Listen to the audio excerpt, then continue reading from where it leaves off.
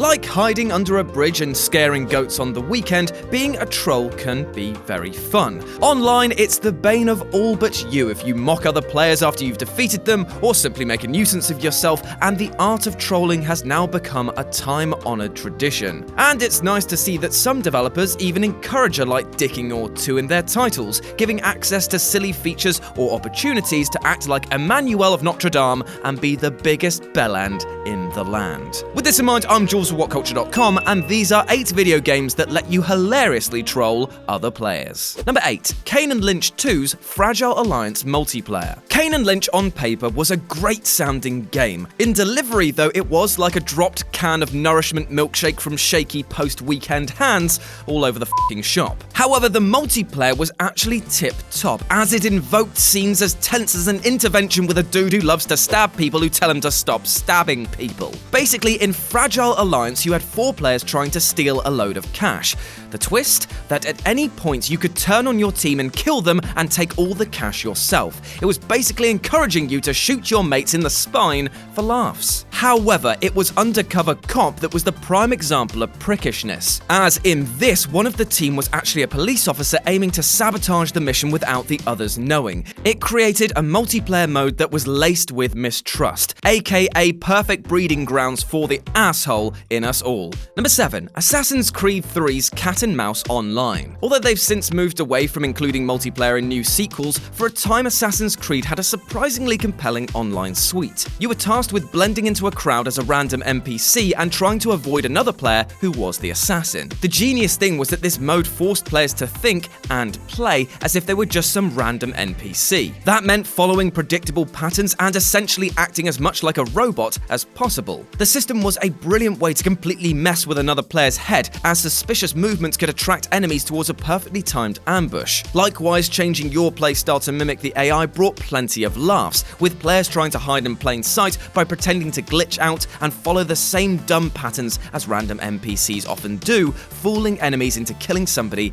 entirely innocent. Number 6. The note system in Dark Souls. While on the surface, Dark Souls has a rather simplistic multiplayer system, essentially giving you the option of either invading another player's world to fight or to help them, the scope for trolling is tremendous. Because in between these more active systems, all of the titles in the series let you leave notes for other players that can either provide essential hints or ruin their day entirely. Getting creative with the preset words and phrases at your disposal, one of the most basic trolls that always works is putting a note near a ledge inviting players to jump off to find treasure. 9 times out of 10 players will probably do it, scorning your name forevermore. Then there are the items that you can use to mess with players, like the young white birch and its spell counterpart chameleon, which allow you to transform into a piece of the scenery. Biding your time until the moment presents itself, Dark Souls became a place of pain, rage, frustration, and utter hilarity all at once. Number 5. Watch Dogs hacking invasions. Taking a page out of the Dark Souls playbook, both of the original Watch Dogs and its sequel feature a mechanic where malicious players could invade another person's game and attempt to hack their character. Endeavoring to keep out of the danger while the hack is processing, invading players could hide in vehicles down the street, find a vantage point on a roof, or if they were feeling particularly ballsy, simply stand across the road from their opponents. It encouraged a similar playstyle as Assassin's Creed's multiplayer, as trying to act like a natural part of the world would often result in a successful hacking attempt and the enemy player looking like a fool when they pulled out their gun on an unsuspecting NPC. There was more complexity to the system than that in the game though, as you could also hack the world itself to distract and baffle the person looking for you, causing traffic accidents or messing around with electronics in the environment could torment players trying to snuff you out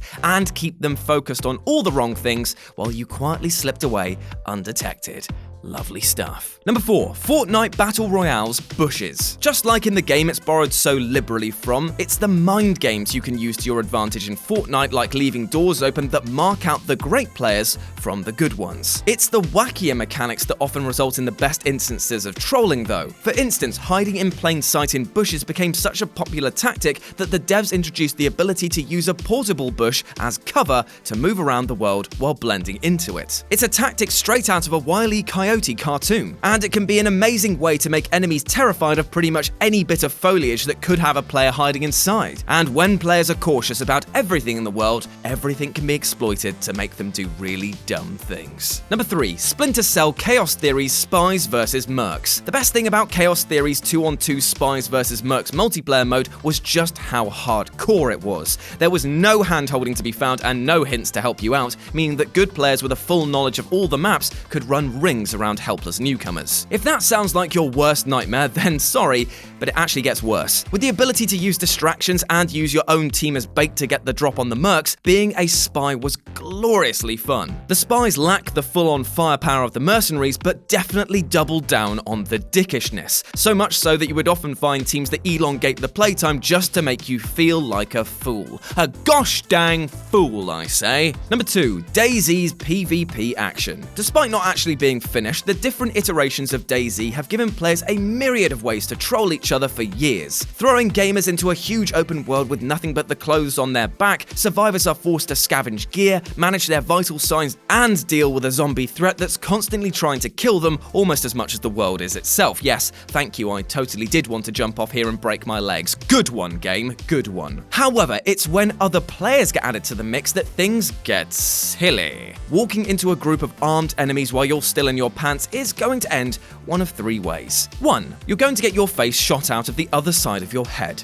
2. You're going to be told to join them and act as bait. Or 3. They're going to feed you bleach and leave you handcuffed. Oh wait, was that just me and my mates who did that? Ooh, awkward. It basically acts as a social experiment of the internet. You can't trust anyone at any time and it's up to you to make the rules, which in my experience means that 9 times out of 10, there are no rules. And number 1, Werewolves Within's everything. A multiplayer party game for VR, Werewolves Within is entirely built on lies and deception. Casting a team of players as part of a town that's slowly being killed off by an unknown assailant posing as one of the villagers, players are forced to band together to find out who the culprit is. Is it Stinky Dan? Might be. Is it Fish-Eyed Joe? Could well be, I guess. I mean, why is he called that? Is it Murderous Tom? Well, that's just obvious now, isn't it? Every night, another person is killed and the pool of suspects shrinks, with mob mentality growing as players try to identify the wolf in, well, the literal wolf in sheep's clothing. Of course, if the murderer is caught, the game is over, meaning the killer has to essentially play a role and convince people that they're legitimate, while at the same time provoking other players to turn on each other. To make matters worse, sometimes totally innocent players join just to throw a spanner in the works, acting as a rogue agent and purposefully turning what could have been a tight and efficient game into total chaos. If you've ever wanted to feel a deep-seated paranoia, this is the game for you.